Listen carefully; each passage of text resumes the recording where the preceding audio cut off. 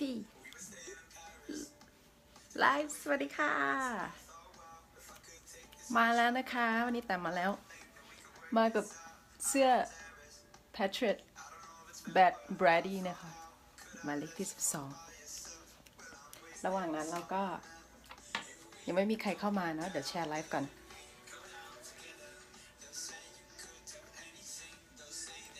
ต้องใช้2เครื่องนะ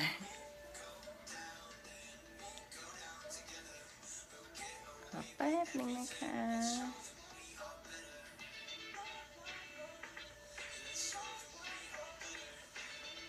คุณต้อมมาดับมาคนแรกเลยครับ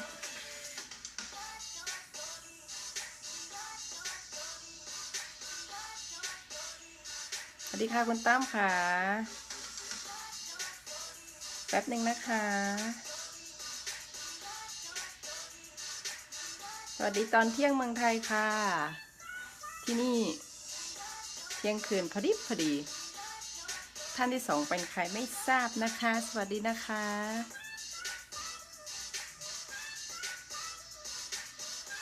สวัสดีค่ะน้องส้มวันนี้อย่าเพิ่งไปใจเราใส่ตามโอกาสอีกแล้วครับคนที่3เป็นใครเข้ามาแล้วกดหัวใจให้ด้วยนะคะหัวใจรัวๆอันนี้เป็นเบอร์12นะคะที่นี่เขามีแข่งซูเปอร์โบว์นะคะซูเปอร์โบว์ก็คือเขาแข่งเป็นรอบไฟนอลรอบสุดท้ายของอเมริกันฟุตบอลนะคะเจ๊อิงสวัสดีค่ะและคนนั้นเจ๊อิงมาจากออสเตรเลียนะคะคนที่4เป็นใครเอ่ยทักมาได้นะคะดูฟุตบอลดูซูเปอร์โบว์เพิ่งเสร็จเชียร์แทบตายคุณทอมบอกแจกอะไรก็สายเปย์ฮะเห็นแต่เป็นสายเปย์หรือเปล่าอันนี้ยืมเขามานะคะแพงด้วยตัวเนี้ยเขาไปซื้อแบบพวกเวลาเขาชนะแล้วเขาก็จะไปนั่นมายืมเขามานี่หมวกแพทเทรดด้วยสวัสดีค่ะพี่ต่อมันค่ะมันตอนแรกลุ้นแทบตายเลยลุ้นแบบว่าไม่รู้จะว่ายังไงเพราะว่าตามอยู่เขาตั้งแบบ20กว่าแต้มอ่ะ24ได้มั้งหมวกสวยใช่ค่ะหมวกที่นี่หมวกเยอะมากนี่หมวกของเพื่อนนะคะยืมเข้ามาค่ะเขาเป็นแฟนเพเทรตเป็นแฟนเพเทรตกันทั้งบ้านเลยเราก็เลยแต่งตัวให้แบบตามโอกาสอีกแล้วคราวที่แล้วอะไรอะงานตรุษจีนเราก็ใส่ชุดแดงแล้วอะไรต่อนางสาวไทยเราก็ใส่มงมาสักพักนะคะตอนนี้เรามาฉลองเพเทรียตชนะอีก มันมากระหว่างนั้นแล้วรอเพื่อนๆกันนะคะมีใครดูอเมริกันฟุตบอลบ้างคะเนี่ยที่นี่เขาก็เรียกอเมริกันฟุตบอลแต่ว่ามันไม่ได้เตะเหมือนแบบอเมริกันเหมือนฟุตบอลบ้านเราหรอกบ้านเราอะฟุตบอลแบบนั้นเขาเรียกว่าซ็อกเกอร์นะคะที่นี่ก็จะเรียกว่าซ็อกเกอร์ถ้าเป็นฟุตบอลแบบอังกฤษอะที่นี่เราเรียกว่าซ็อกเกอร์ที่นี่เขาจะเรียกฟุตบอลที่นี่ก็คือไม่ได้แจกหมวกค่ะเจ๊อยากได้หรอคะหรือจะแจกไปได้ไหมอยู่ออสเตรเลียนั่นน่ะไม่ได้มาแจกนะเขามาใส่ให้ดูเฉยๆเขามาฉลองมีแต่คนเอาใครใครใครใครแชร์แล้วต้องมีคำถามถ้าใครแชร์แล้วดูจนจบโอ้ยค่าส่งไปออสเตรเลียแพงมากไม่ไหว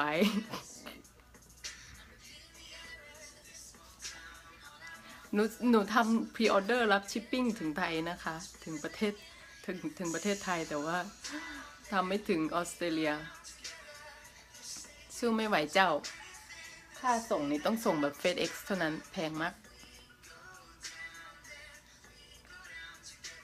ถ้าส่ง FedEx นะคะแค่เอกสารใบเดียวอะ ประมาณบัตรประชาชนบัตรเดียวส่ง FedEx ไปประเทศไทยประมาณ 2,000 ไม่ไหวอะ ส่งไปออสเตรเลียไม่ต้องห่วงเลย เอาถ้าใครแชร์ไลฟ์แล้วก็ดูไปจนจบนะคะเดี๋ยวมีคำถามเดี๋ยวจะแจกหมวก ไม่ใช่หมวกนี่นะใครอยากได้บ้างว้าวว้าวว้าวมาเลย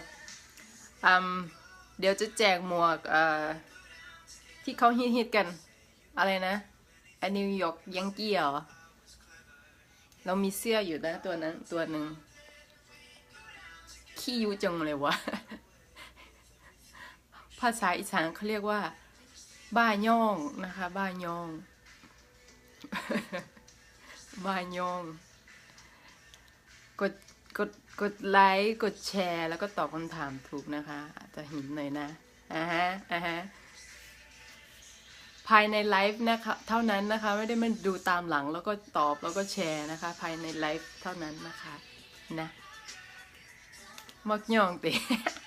มันมักย่องค่ะมักย่องม่วนเอาม่วนบางครั้งขายของนะคะซื้อของมาขายไม่ออกแจกแม่งเลย แชร์แล้วคิดว่ารู้นะว่าใครจะได้นะมีกันอยู่ไม่กี่คนนะที่เล่น เดี๋ยวเอาไปมาให้เป็นระบบเครือข่ายเลยได้ไหมเธอดึงคนมาเธอแชร์ไปแล้วตอบคำถามถูกเธอต้องดึงคนเข้ามาด้วยต้องตอบว่าคนนั้น reference มาจากใครอะไรอย่างเงี้ยเอาเป็นแบบว่าธุรกิจเครือข่ายอะไรไหมครับว่า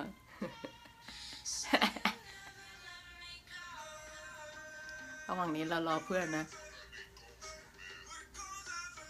อาจจะรูปโปสเตอร์ข้างหลังมันเอียงๆหน่อยนะคะเพราะแต้มตาเอียงติดไม่ตรงสวัสดีครับพี่ลูกปลาทำไมเขาเห็นกันนะอยู่ข้างนอกเราอยู่ในนี้เราไม่เห็นว่าใครอะไรบ้าง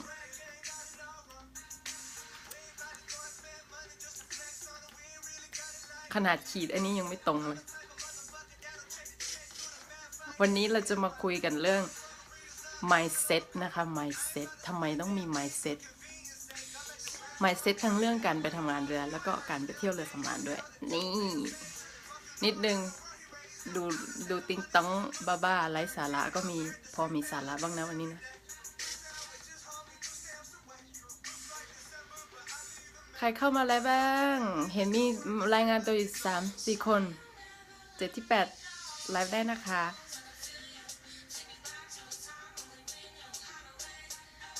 วันนี้คึกคักหน่อยนะคะเราฉลองทีมโปรดเราชนะตอนแรกก็ดูไม่เป็นหรอกดูไปดูมามันก็เริ่มเป็นเองค่ะพี่หญิงเจ๊หญิงไปทำงานเดี๋ยวมาเจอกันใหม่บ๊ายบายจ้าโอเคใครมาอยู่ที่นี่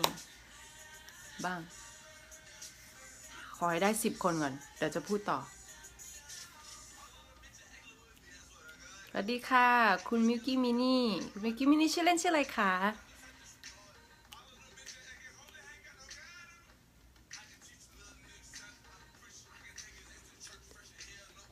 ที่เห็นเราไลฟ์บ่อยๆไม่ใช่อะไรนะคะเราเป็นการฝึกตัวเองไปด้วยนะคะเขาบอกว่าอยากเก่งอะไรเนี่ยต้องซ้อมต้องฝึกต้องซ้อมถ้าให้ดี10,000 ชั่วโมงคุณมิ้นโอเคค่ะสวัสดีค่ะคุณมิ้นยินดีต้อนรับเข้าสู่เพจเรือสำราญบ้าๆบอๆของนางนะคะแปมนะคะมาคลายเครียดกันช่วงเที่ยงเนาะ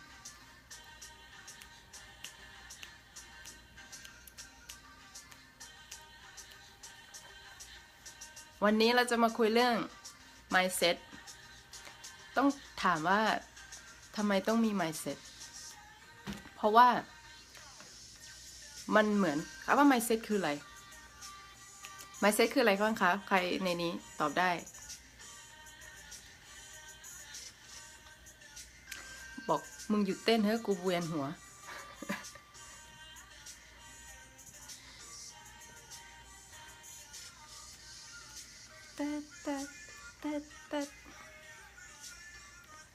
เราไม่มี คนอื่นไม่เทนเราเอนเตอร์เทนคนอื่นได้ครับ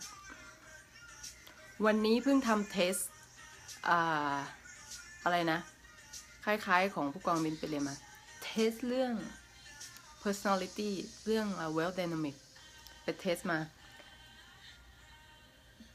ไม่ค่อยได้ตอบนะคะเพราะเปิดฟังระหว่างเขาบอกว่าไม่เป็นไรค่ะคุณต่อขอบคุณมากค่ะเทสมาได้ความฉลาดเป็น supporter ค่ะแต่เป็นอยู่ฝั่ง supporter ฉลาดด้านอะไร blaze เหรอเขาเรียกฉลาดด้าน blaze มันจะมี4ด้านแล้วก็มีอยู่อะไร8 personality ที่จริง8แล้วก็แยกไปอีกเป็น16นะแต่วันนี้ได้ supporter คืออะไรแนวแบบชอบชอบเดียวกับคนนะคะชอบประสานงานชอบพูดจาติดต่อประสานงานคนอื่นแบบเดียวงานแล้วก็ซัพพอร์ตให้งานมันเสร็จไปชื่อประมาณซัพพอร์ตอะคือให้เสร็จงานมันด้วยล่วงเดี๋ยวนะคะปรับเพลงนิดนึงเพลงมันจะนั่นเกินไปคุณต้อมบอกว่า mindset คือลักษณะเฉพาะตัวไม่เชิงนะคะไม่ใช่นะคะ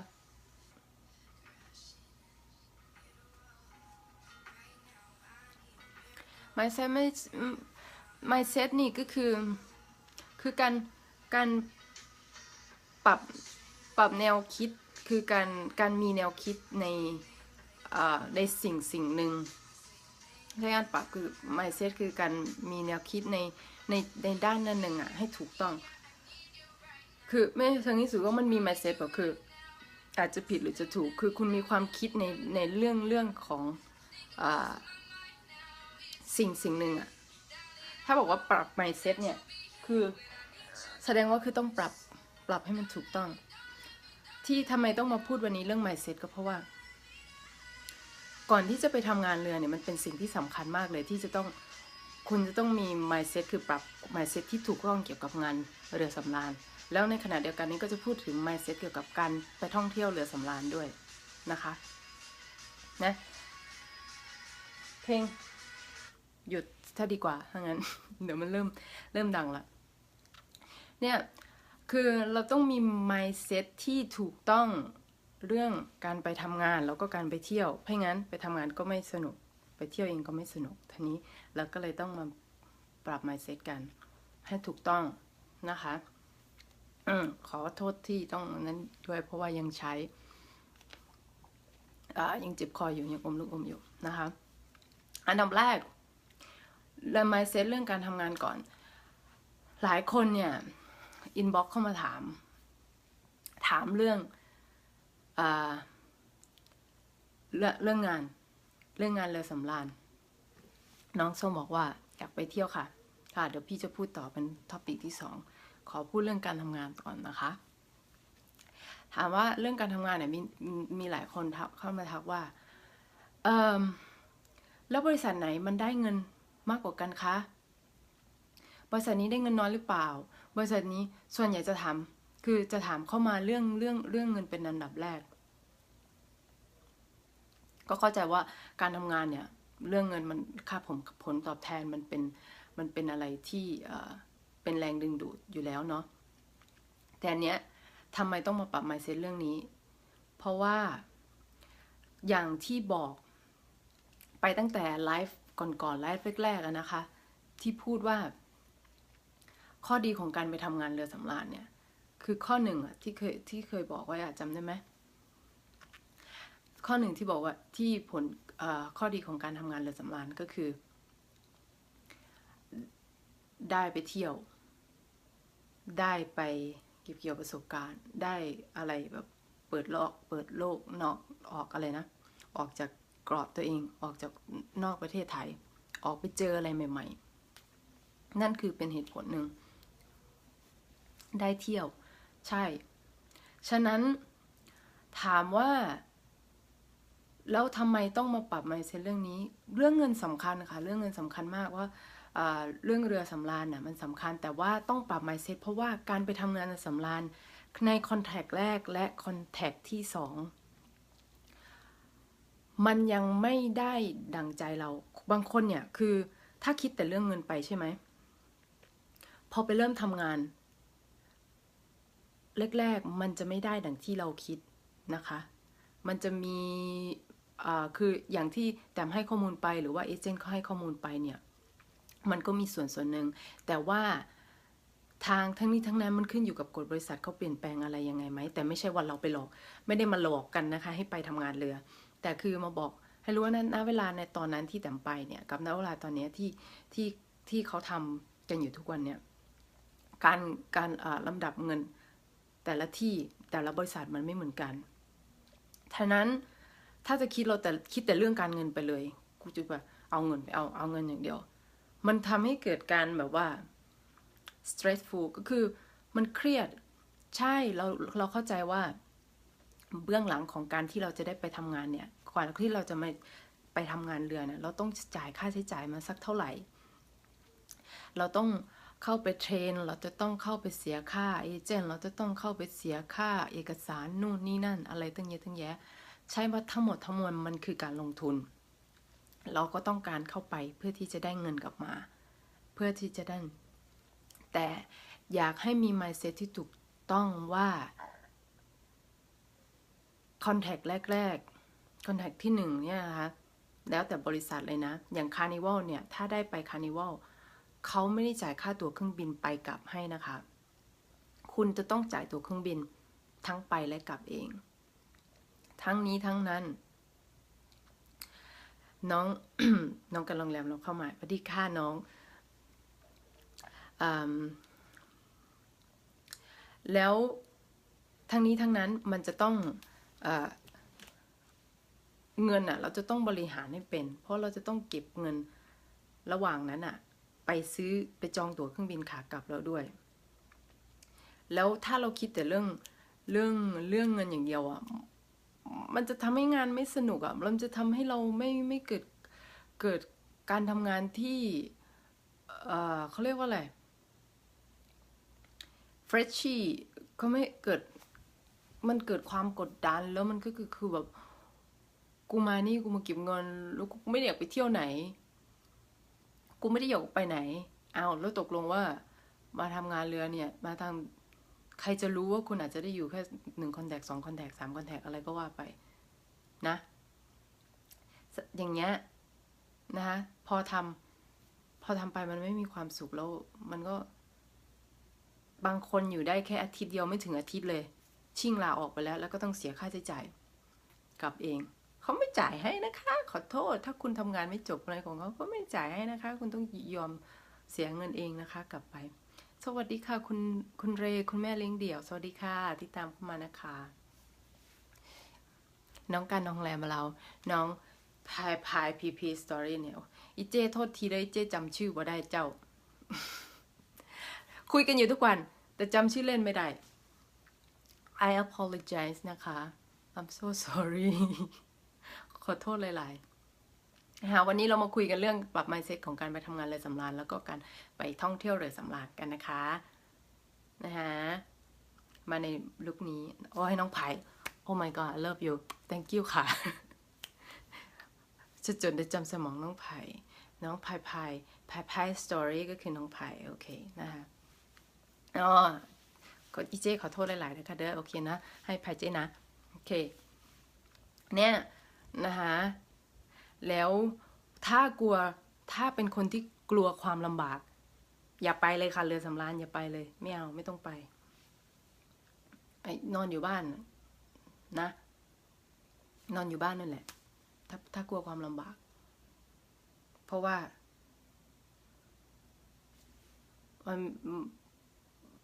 มันมีอะไรตั้งหลายอย่างที่ทำที่งานแล้วไม่ต้องลำบากไม่ต้อง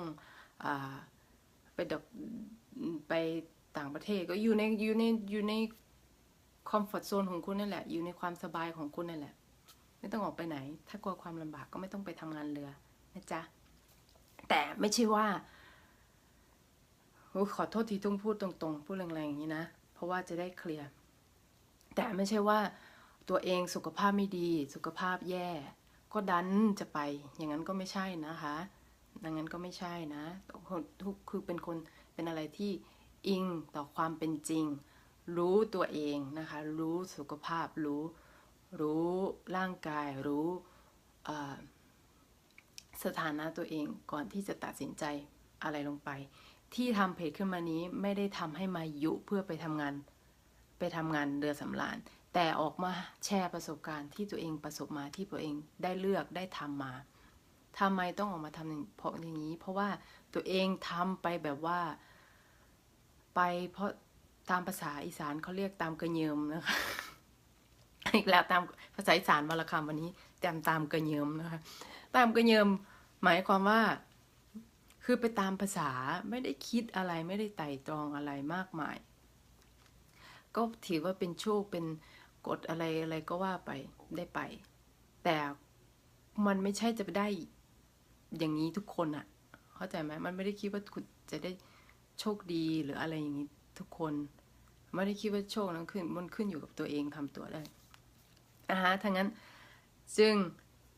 ส้มสวัสดีค่ะวันนี้มาคุยเรื่อง mindset กันนะคะอยากไปค่ะว้าวขอบคุณค่ะอยากไปฉะนั้นปรับ mindset ของตัวเองใหม่นะคะอย่าคิดแต่เรื่องเงินอย่างเดียวอย่าคิดแต่กะว่ากูจะไปเอาเงินคอนแทคแรกกูแม่งจะรวยกูจะกลับมาเป็นเงินเป็นล้านกูจะเป็นล้านอาจจะได้นะถ้าเก็บเงินเก่งจริงกูจะกลับมากูจะสร้างบ้านแม่งใหญ่ๆเลยกูจะโอ้โหแบบซื้อรถเนี่ย no ไม่ได้น้องไผ่บอกว่าอันนี้เรื่องจริงครับมาทำงานฝึกต่างประเทศไม่สบายอย่างที่คิดคือต้องมีความและอดทนความรับผิดชอบสูงมากใช่แล้วปรบมือให้น้องไผ่ที่ออกมาแชร์ตรงนี้นะคะการมาอยู่ต่างประเทศเนี่ยมันเป็นอะไรที่ปากกัดตีนถีบนะต้องพูดอย่างนี้ส้มบัดดีจ่าขอบคุณที่เข้ามาจากเพื่อนส้มมาฟังไลฟ์กันสไตล์บ้าๆบอๆนะคะมาอยู่ทำงานต่างประเทศเนี่ยคุณต้องมีความอดทนสูงไม่ใช่สูงธรรมดาสูงมากนะคะมากความอดทนสูงความรับผิดชอบยิ่งต้องสูงด้วยเรื่องเรทเรื่องอะไรอย่างเงี้ยทำงานกับฝรั่งในบริษัทฝรั่งจริงเรทนี่ no big no เลยนะคะเรทไปไม่กี่นาทีเนี่ยเรทบ่อยๆนะคะfire นะคะโดนไล่ออกนะคะฉะนั้นน้องส้มบอกฉะนั้นไปเที่ยวดีกว่าใช่ค่ะถ้าคือใครไม่อยากไปทำงานถ้าคิดว่ามันเครียดเกินไปโน่นนี่ไปก็ไปเที่ยวดีกว่าค่ะเนี่ยเก็บเงินไปเที่ยวก็ได้เนาะมันมีทางเลือกมาให้ความรู้นี่คือเรามาให้ว่าในเรื่องใน2 ทางก็จะอยากไปทำงานหรืออยากไปเที่ยวนะคะนี่นะถ้าไม่ชอบความอดทนไม่มีนั้นอย่าไปนะ mindset ที่ถูกต้องคือคุณต้องรู้ตัวเองก่อนนะคะอย่าคิดจะไปเอาตังค์อย่างเดียวรู้สุขภาพรู้ว่าเราต้องการอะไรเราต้องการไปผจญภัยเราเพื่อไปหาประสบการณ์แนะนำให้ไปแต่ถ้า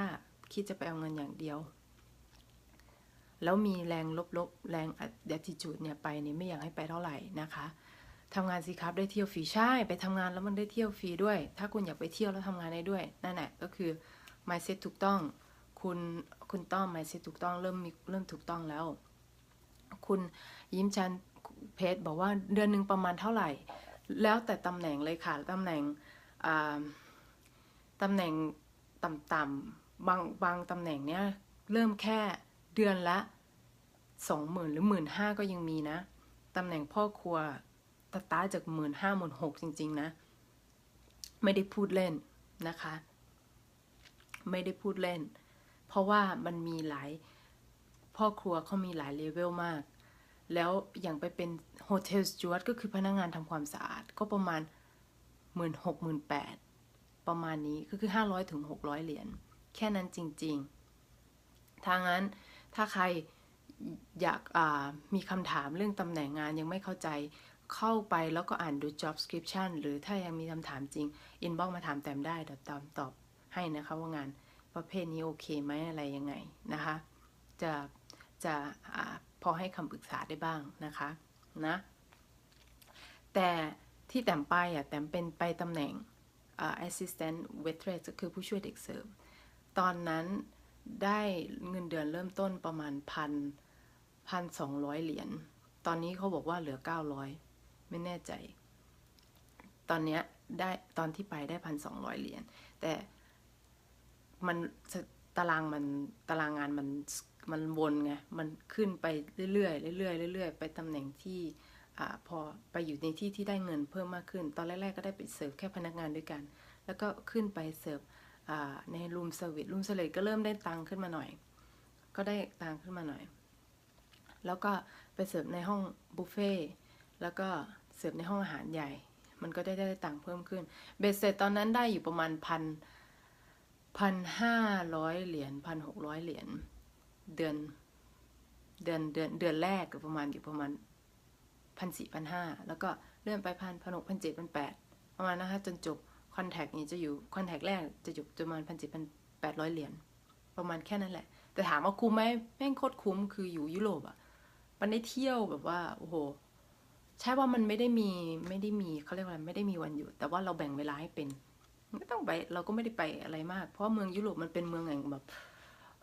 ไปทานข้าวกลางวันก็พอแล้วก็ไป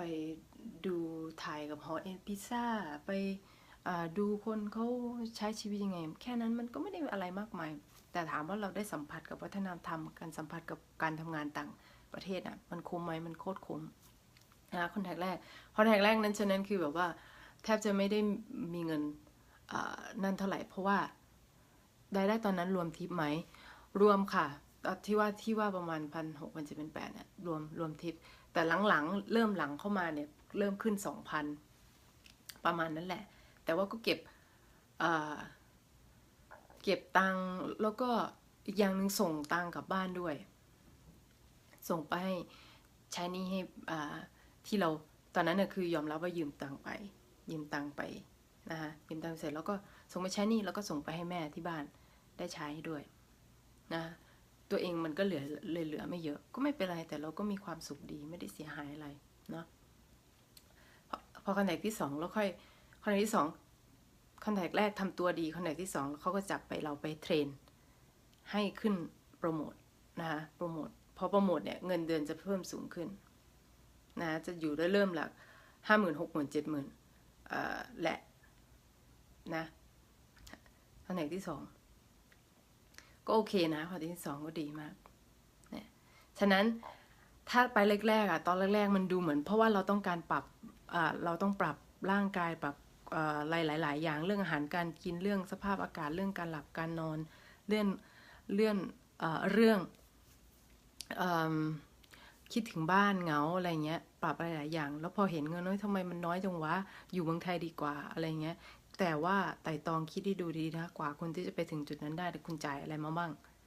ฮะถ้างั้นความอดทนยังไงก็อยู่ให้ครบคอนแทคหนึ่งก็ยังดีเพราะถ้าอยู่ให้ครบคอนแทคหนึ่งเราจะยื่นพอเราจบคอนแทคแล้วเราจะเอาไอ้ที่สัญญาที่ว่าเราจบคอนแทคเนี่ยไปสมัครบริษัทที่มันดีกว่านั้นก็ได้นะอย่าได้แบบท้ออย่าได้จนแบบว่าเอ้ยนั่นจนเกินไปแล้วเวลากลับมาเมืองแต่เวลาที่ใช้เงินแต่ละเดือนมีเงินแต่ละเดือนเนี่ยพยายามหาลู่ทางของการจะทำยังไงให้เงินมันงอกเงยได้บ้างที่อยู่ไทยทำให้คนอยู่ทางไทยงอกเงยไปอ่านดู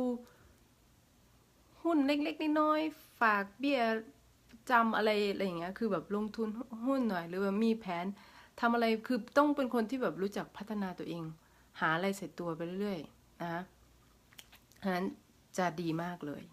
จะได้ไม่เหมือนแต้มนะคะตอนแต้มในตอนไปคือไปแม่งเฉยๆไม่มีแพลนไม่มีอะไรเฉยๆไม่ปิดกูไปอย่างเดียวกูจะไปเงินไปเที่ยวส่วนใหญ่ไปเที่ยวแต่ว่ากลับมาไม่มีตังค์เลยมีตังค์ก็พาแม่ไปเที่ยวพาครอบครัวไปเที่ยวแต่มันก็มีความสุขอีกคนละแบบนะคะแต่ว่าเราอยากให้คนที่ไปเนี่ยไม่ได้มีแค่ความสุขอย่างเดียวให้มีเงินกลับไปด้วยแต่ฉะนั้นคุณต้องรู้จักบริหารเงินให้เป็นนะคะเนี่ยได้เท่าไหร่แบ่งไว้เลยแบ่งอันนี้ส่งกลับบ้านอันนี้ส่งใช้หนี้อันนี้ส่งอันนี้เก็บไปเที่ยวส่วนตัวอันนี้เอาไว้ลงทุนนี่นะคะสำคัญมากเพื่อนอ่านมาโรดี้เดนแต่ว่ามาอันที่2excuse me นะคะโทษที อันที่สองมาปรับ mindset เรื่องการไปท่องเที่ยวทีเนี้ยวันนี้ไลฟ์ไม่นานค่ะขี้เกียจพูดยาวไม่ใช่หรอกยาวไปเดี๋ยวเขาก็เบื่อนะเอาสั้น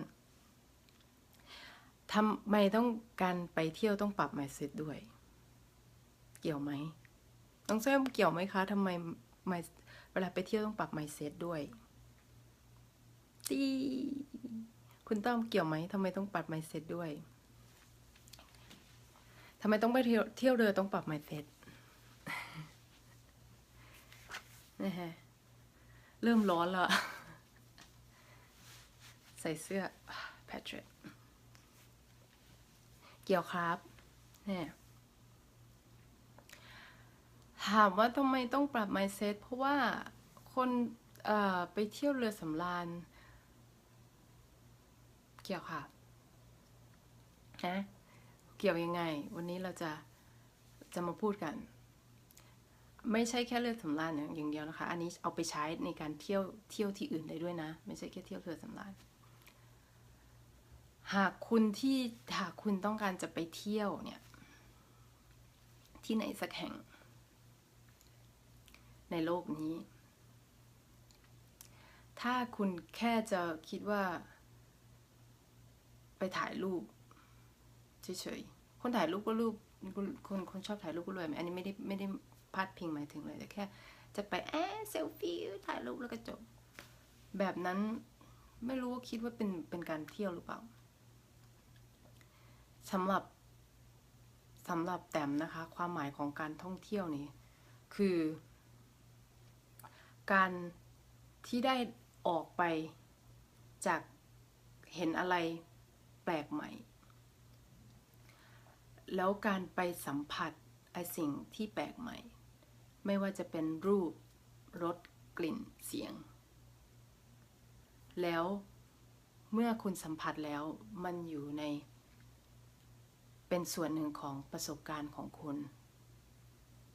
เป็นส่วนหนึ่งของสิ่งที่ทำให้คุณมีความรู้สึกที่ดีขึ้นมีความรู้สึกที่ได้รู้อะไรมากขึ้นมีความรู้สึกที่ไม่เคยรู้สึกมาก่อนหรืออาจจะรู้สึกมาแล้วก็ไม่เป็นไรแต่คือมันเป็นการเติมเต็มมันเป็นการ collect ก็คือสะสมสิ่งทีละเล็กทีละน้อยการได้ไปเที่ยวการได้ออกไปจากสิ่งที่คุณเคยอยู่นั่นคือการท่องเที่ยวแล้วทำให้คุณมีความสุขนะคะฉะนั้นถ้าจะไปท่องเที่ยวแล้วเป็นประเภทที่แบกทุกข์มีความทุกข์อยู่แล้วแต่คิดว่าไปเที่ยวแล้วมันจะให้มันดีขึ้น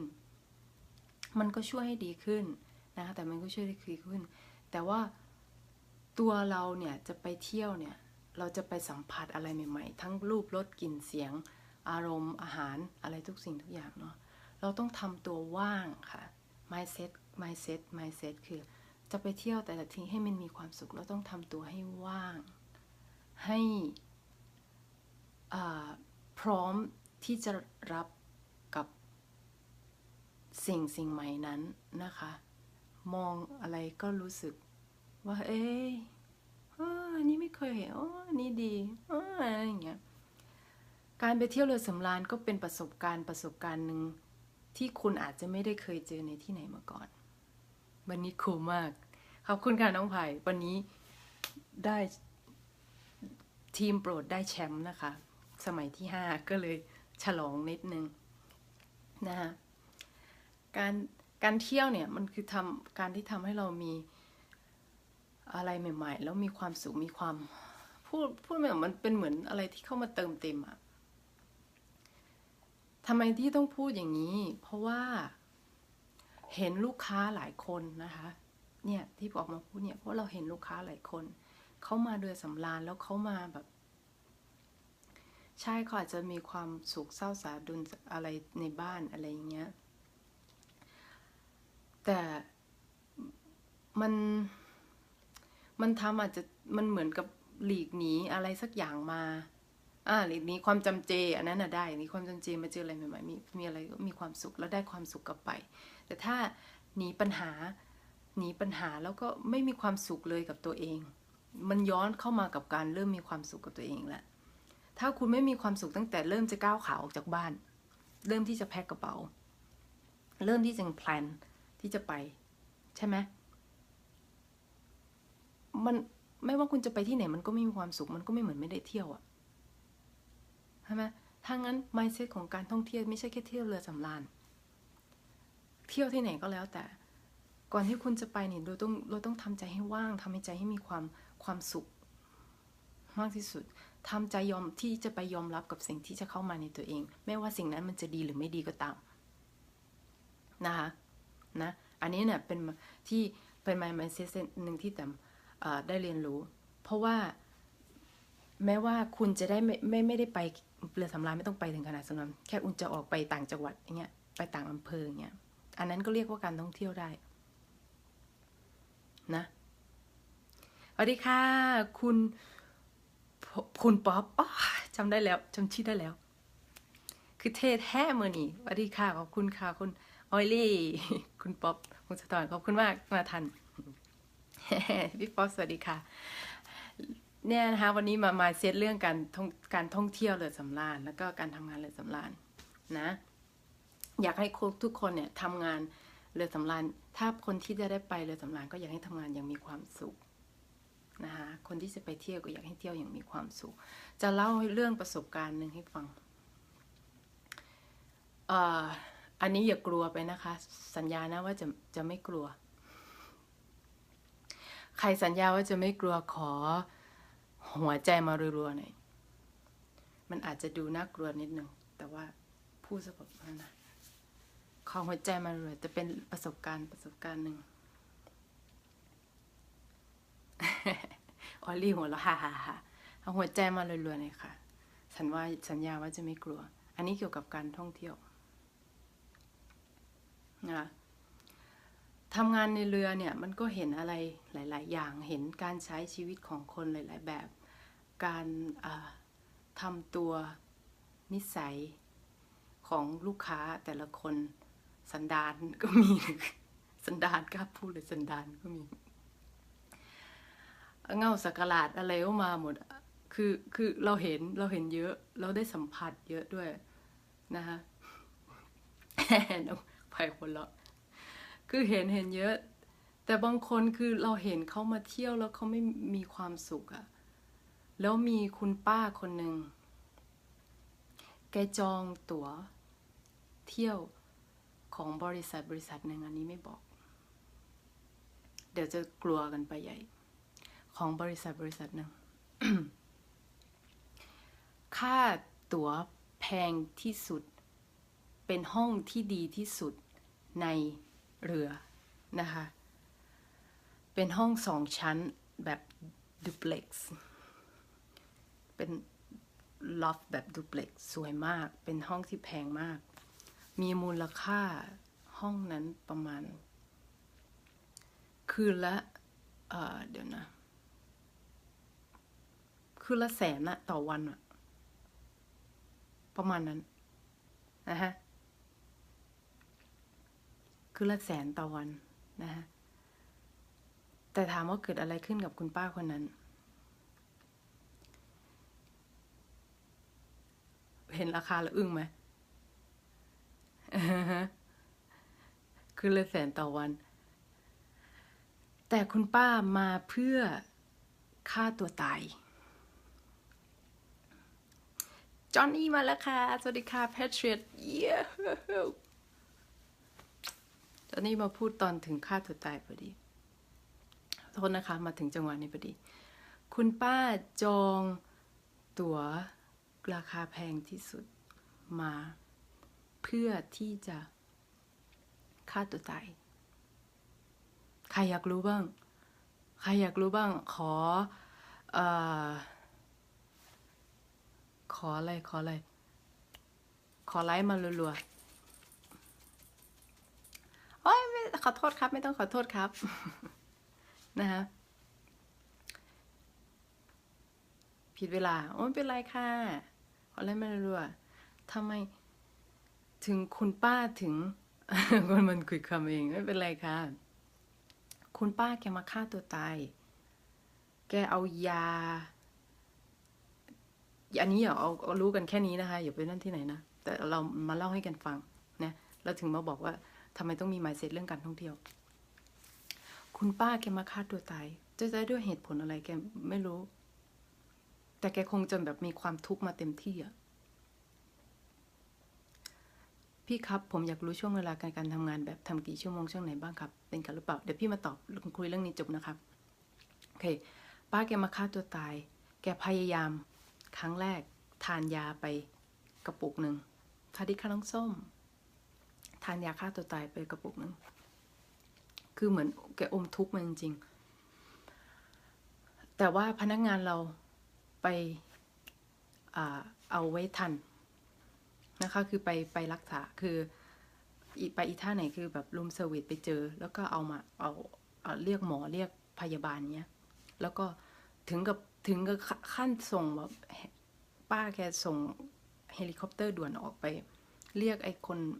นอกเรือนะคะพวกพยาบาลหรือโคสการ์ดนอกเรือมาช่วยให้ป้าออกไปส่งโทษทีไปรักษาพยาบาลคราวที่สองกลับมาสักพักได้2-3 วันแกดีขึ้นแกพยายามฆ่าตัวตายอีกรอบ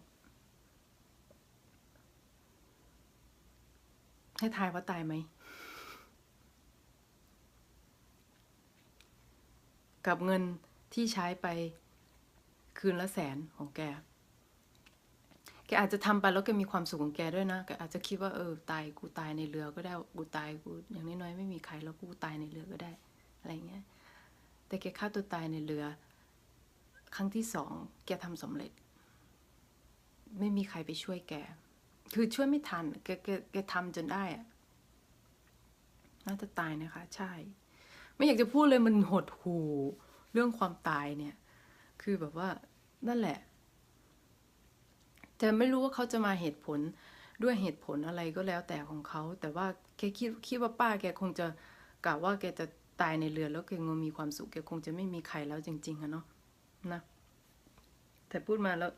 เราอยู่ในเหตุการณ์นั้นพอดีแฟนเก่าเป็นหนึ่งในทีมพยาบาลเข้าไปช่วยไปเห็นป้านะตอนนั้นก็รู้สึกเสียใจรู้สึกแบบหดหู่อยู่นิดนึงฉะนั้นวันนี้ถึงออกมาพูดว่าเราจะไปเที่ยวขนาดนั้นแล้วท้องร้องขนาดแล้วแล้วก็ไปอย่างมีความสุขดีกว่าค่ะไปอย่าแบบทุกๆเลยนะไปแบบว่าทิ้งความทุกสิ่งทุกอย่างมันไว้ตรงตรงที่ตรงบ้านเราหรือตรงไหนกันปล่อยมันไปซะแล้วเราจะไปเที่ยวเราก็ค่อยไปเที่ยวไปแบบว่าไปอย่าง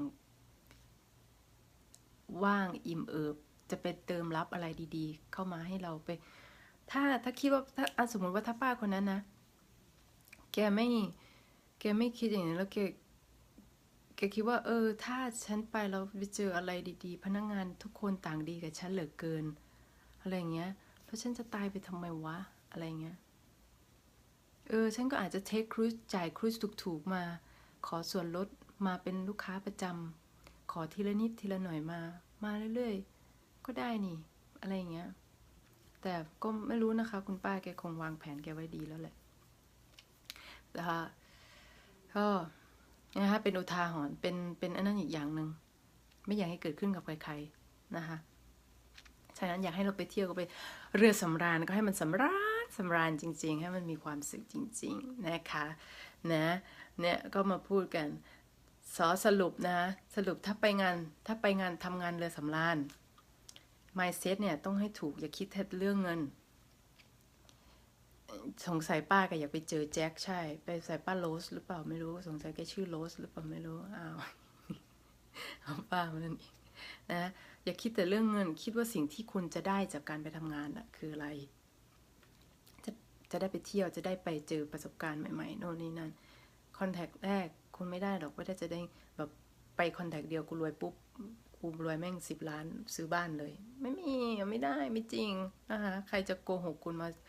หรือพูดอะไรมาก็อย่าไปเชื่อนะคะมันไม่จริงไปคอนแทคแรกมาแล้วซื้อบ้านซื้ออะไรเป็น10 ล้าน no คอนเฟิร์มค่ะไม่จริงนะคะอันที่สองการไปท่องเที่ยวมี mindset เรื่องการท่องเที่ยวเรื่องการท่องเที่ยวเนี่ยไม่เรื่องเรือสำราญชื่อเขาก็บอกกันแล้วเรือสำราญถ้าอยากฉะนั้นไปแบบว่างๆไปแบบว่าให้เตรียมตัวให้ไปรับอะไรที่สำราญเพราะว่าในเรือสำราญมันมีแม่งทุกอย่างอ่ะมันมีแบบว่าคือกรุงเทพเคลื่อนที่อ่ะกรุงเทพยังไม่ปานอ่ะคือมีคาสิโนใครชอบคาสิโนก็ไปคาสิโนนะมีสระว่ายน้ำมีชายหาดมีสไลเดอร์มีบริการรูมเซอร์วิสตลอด24 ชั่วโมงมีโรงหนังโรงละครมีการแสดงน้ำพุเต้นกระโดดให้ดูมีไอสเกตติ้งก็คือแบบพวกช่วงเล่นไอสเกตโชว์นะคะตอนกลางคืนแล้วจากนั้นเราก็ไปเที่ยวตอนข้างนอกไปเจอผู้คนต่างประเทศข้างนอกออกไปนอกชอไปนอกฝั่งโคตรจะคุ้มเลยถ้างั้นเราจะไปเจออะไรเยอะขนาดนั้นเราต้องเตรียมตัวให้พร้อมเราต้องเตรียมตัวที่จะไปรับอะไรดีๆนะคะเนี่ย mindset ของการท่องเที่ยวนะคะอย่าให้คุณเที่ยวให้เป็นนะคะเที่ยวแล้วได้อะไรมากที่สุดเท่าคุณจะมากได้นะคะนะวันนี้ขอตอบคำถามนิดนึงน้องยิมชันเพชรเนี่ยชื่ออะไรชื่อเล่นทักมาได้นะคะบอกว่าพี่ครับผมอยากรู้ช่วงเวลาในการทำงานแบบทำกี่ชั่วโมงช่วงไหนบ้างทำเป็นกะหรือเปล่าช่วงการทำงานนะคะจะเป็นกะนะจะทำงานเป็นกะเช้ากับเย็นกะเช้ากับบ่ายกับเย็นนะคะขึ้นแต่อยู่ละแผนกแต่แผนก F&B หรือแผนกห้องอาหารเนี่ยแผนก dining room เนี่ยห้องอาหารก็จะมีช่วงที่ไปเสิร์ฟอาหารเช้าถ้าเป็นตอนกลางวันถ้าเป็นช่วงที่จอดเรือจอดนะคะออกไปเที่ยวข้างนอกเนี่ยส่วนใหญ่มันก็จะไม่มีสแตนบายมันก็มีอาจจะมีสเกจจูลให้เราไปสแตนบายเราอาจจะได้เข้าแต่ส่วนบางครั้งเราก็สลับปรับเปลี่ยนแล้วก็ออกไปเราก็ไม่ได้เข้าตอนบ่ายแล้วก็ออกไปเที่ยวข้างนอกตอนบ่ายนั่นแหละไปบางไม่ถึงกับบ่ายหรอก10 โมงเขาก็ปล่อยแล้วก็กลับมาเข้ารอบเย็นอีกทีหนึ่งเข้ารอบเย็นก็ประมาณ4-5 โมงเย็นนะคะมาเตรียมของจนถึงลูกค้าจบก็ประมาณเคลียร์นู่นนี่นั่นเสร็จประมาณ4 ทุ่ม 5 ทุ่มเที่ยงคืนแล้วแต่ห้องอาหารไปนะคะวนไปอยู่อย่างนี้แต่ถ้าวันไหนเป็นซีเดย์ที่เรือไม่ได้เข้าฝั่งเนี่ยได้เข้า3 กะแน่ๆแหละก็คือเช้ากลางวันเย็นนะอันนี้ถึงบอกว่าต้องมีความอดทนนิดนึงไม่ทนนิดนึงหรอกมากเลยนะคะเนี่ยคงคิดว่าจะเคลียร์น้องยิ้มฉันน้องเพชรนะคะทำงานเป็นกะแบบทำกี่ชั่วโมงวันที่เข้าพอร์ตจะเข้าประมาณจะทำงานประมาณจากเช้าก็ประมาณ6 โมงเช้าถึงประมาณ10 โมงผมไม่ใช่10 โมง4 ชั่วโมงใช่ไหมแล้วตอนเย็นจาก4 โมงถึง4 ทุ่มเที่ยงคืนนะคะแล้วถ้าเป็นวันซีเดย์ก็อาจจะประมาณ6 โมงเช้าถึง9 โมงจากนั้นก็จากเที่ยงถึงบ่าย 2จากนั้นก็ประมาณ5 โมงเย็นถึงรอบดึกอย่างนี้นะคะเป็น3 กะนะบางครั้งก็ประมาณ10 ชั่วโมงบางวันก็12บางวันก็14ประมาณนี้นะคะบางวันก็แค่8 ชั่วโมงโทษทีนะคะวันดีกว้างไปเที่ยวกันไหมนี่มีเพื่อนเข้ามาขอบคุณมากสวัสดีเพื่อนหยาดค่ะสวัสดีเพื่อนเรียมนะคะเพื่อนสมัยเรียนมหาลัยแล้วก็เรียนมัธยมต้นมาด้วยกันขอบคุณที่เข้ามาไลฟ์วันนี้บอกแล้ววันนี้เราจะแจกถ้าใครฟังดูจนจบสายเปย์อีกแล้วไม่ใช่สายเปย์มีคนเขาขอมาไอเราก็บ้าย้องนะคะบ้าย้องภาษาอีสานแปลว่าบ้าย้องแปลว่าอะไรคะอธิบายหน่อยบ้าย้องก็คือขี้ยอใครยอนี่ยอหน่อยแม่งก็ทำอะไรเงี้ย พูดนะพูดหยาบเนี่ยนะคะ ไม่หยาบหรอกมันเป็นแค่ศัพท์คำพ่อสมัยพ่อคุณรามคำแหงแค่นั้นเองเนาะเอามาตอบคำถามนี้ใครอยากได้ของรางวัลบ้างฮะกดแชร์ไปก่อนนะคะกดแชร์ไป แชร์แล้วก็แคปชั่นตรงหน้าแชร์แล้วก็เอามาให้ดูด้วยนะกดแชร์แล้วก็เป็น Public นะคะเป็น Public นะให้เปิดสาธารณะแล้วเราจะมาตอบคำถามเราจะแจกหมวกนะคะไม่ใช่หมวกแบบนี้นะคะจะเป็นหมวกAdidas อะพวกเดี๋ยวแจกหมวก Adidas อยากได้สีอะไรก็ค่อยอินบ็อกมานะคะเดี๋ยวจะไปเอาท์เลทเดี๋ยวจะไปแจกนะพร้อมหรือยังใครพร้อมแล้วเขียนว่าพร้อมพิมพ์ว่าพร้อมค่ะพร้อมถ้าฟังมาตั้งแต่ต้นน่ะจะรู้นะคะจะถามอะไรบ้างใครพร้อมแล้วโอ้คิดว่าคนตอบนี่คงจะตอบมีไม่กี่คนอะเล่นกันอยู่แค่นี้แหละพร้อมค่ะน้องส้มพร้อมค่ะคนอื่นพร้อมไม่เอ่ยจะถามอะไรดีนะนึกกันติ๊กตอกติ๊กตอกติ๊กตอกติ๊กตอกติ๊กตอกติ๊กตอกโอเคเห็นพร้อมมี2 คนคนอื่นไม่อยากได้ใช่ไหมเนี่ยโอเคพร้อมแล้วก็หัวใจมาด้วยตอบคำถามภายในไลฟ์นี้เท่านั้นนะคะตอบหลังไลฟ์เราไม่ให้นะตอบหลังไลฟ์เราจะมีความดัดจริตขึ้นมาอีกนิดนึงแล้วตอบหลังไลฟ์เราไม่ให้นะคะเราจะให้นิดๆหน่อยๆแล้วก็เป็นโอกาสหน้าแล้วกันนะคะเราจะแจกหมวก Adidas นะคะหมวก Adidas นะคะโอเคพร้อมแล้วมีแค่2 คนคำถามมีอยู่ว่าทิ้งบริษัทที่แต้มไปทำงานได้พูดถึงหรือเปล่าวะ เดี๋ยวนะนึกกันบริษัทที่แต้มไปทำงานเรือที่ได้พูดถึงชื่อว่าบริษัทอะไรบริษัทแรกวันนี้พูดถึงแค่บริษัทเดียวนะคะบริษัทหนึ่งไม่ได้กล่าวให้ทราบยากไปไหมถ้ายากไปบอกว่ายากไปค่ะจะได้เปลี่ยน ถ้ายากไปบอกยากไปค่ะจะได้เปลี่ยน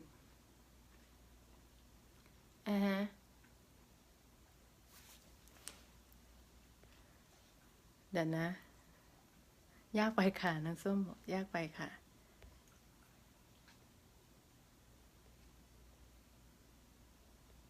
น้องไผ่จ้าโอเค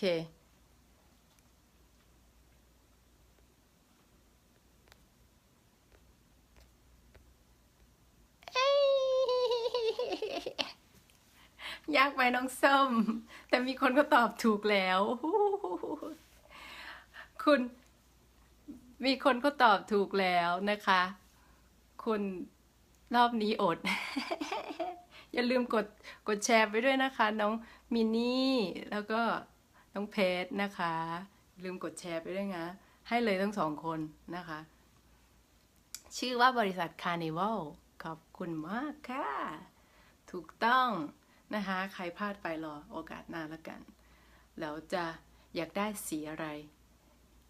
อดเพิ่งมาติดต่อโทรศัพท์น้องส้มฮีรอน้องส้มหลบอยู่ห่างๆวันนี้อยากตอบก็ตอบไม่ได้เพราะส้มอยู่ไกลซะเหลือเกินนิวซีแลนด์อะไรเงี้ยนะคุณต้อมไม่ต้องห่วงค่ะคุณต้อมแฟนคลับเดี๋ยวมาเรื่อยๆเดี๋ยวคุณต้อมเดี๋ยวก็ได้อีกอะ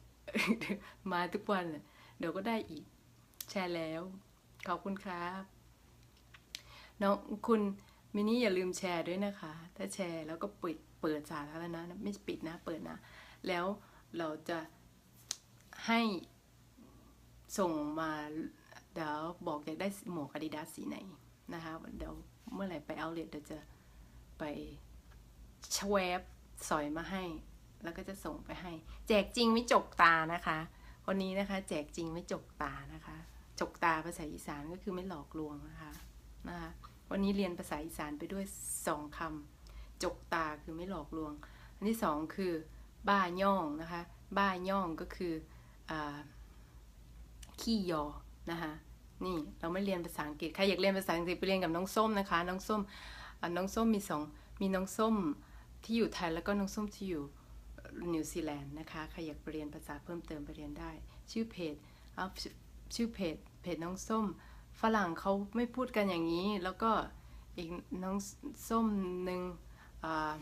ชื่อคล้ายๆกันอ่ะชื่อเพจอะไรเนาะน้องส้มอยู่ไทยชื่อเพจชื่ออะไรนะคะหนูเห็นพี่เห็นหนูไลฟ์อยู่แต่พี่จำชื่อไม่ได้นะเดี๋ยวฝากเพจมาได้นะคะเราจะมาเรียนแค่ภาษาอีสานวันละคำแต่ว่าถ้าเรียนภาษาอังกฤษไปกับน้องส้มทั้งสองน้องส้มกดลิงก์เข้าไปหาน้องส้มได้เลยนะคะมีส้ม S knowledge wisdom นะคะแล้วก็ส้มชยานิตนะคะฝากเพจด้วยนะเจ้าวันนี้ไปแล้วพาชื่อน้องส้มชื่อเพจว่าพาไปดูฝรั่งเขาออกเสียงค่ะเลิศค่ะนะคะไปฟังฝรั่งไปดูฝรั่งเขาออกเสียงกันเนาะแล้วก็ฝรั่งเขาไม่พูดกันอย่างนี้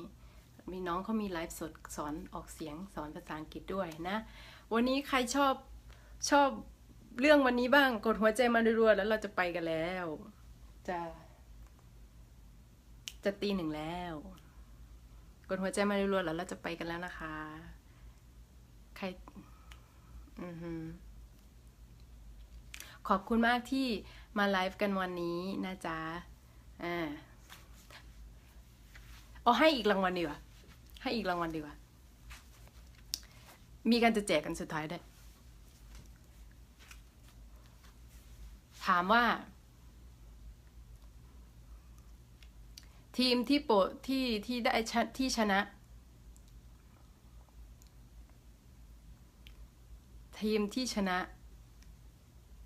โอ้ยน้องส้มจะไปกุดไนแล้วโอเคค่ะชื่อทีมอะไรนี่แล้วใส่เสื้อวันนี้ไม่กว่าใส่เสื้อวันนี้ใส่เสื้อหมายเลขอะไรนะคะใครเห็นแวบๆอาจจะรู้ให้คนเดียวนะใครตอบถูกวันแรกไปเลยเอาไปเลยตอบอีกได้ไหม ให้คนอื่นเขาตอบว่านะมินี่นะหนูได้หมวกไปแล้วน้องส้ม14ไม่ถูกเราจะไม่ให้ดูนะคะจะลบใครตอบถูกเอาไปเลยอีก1 รางวัลแจกกันมั่วซั่วไปหมดอีนี่มึงจะชอบแจกไปไหนชื่อทีมไม่ได้ไม่ต้องชื่อทีมก็ได้ใส่เสื้อทีมเนี่ยใส่เสื้อหมายเลขอะไรคุณต้อมได้ไหม12น้องส้มได้จนได้กูต้อมน้องส้มได้จนได้โอเคนะคะพอแล้วเนาะแจกกันหอมปากหอมคอวันนี้นะน้องส้มอย่าลืมแชร์เขาด้วยนะน้องส้มแชร์แล้วเข้าใจโอเคเลิศค่ะเดี๋ยวพี่ไปจริงๆแล้วนะคะเดี๋ยวไปนอนแล้วไปลบอันนี้ออกกันแล้วเจอกันโอกาสหน้าค่ะบายโอกาสหน้าจะใส่ชุดอะไรมาก็ไม่รู้hasta mañana ภาษาสเปนนะคะ hasta mañana แปลว่าเจอกันพรุ่งนี้ตอนเจอกันพรุ่งนี้ภาษาสเปน hasta mañana วันดีค่ะ good night ค่ะบาย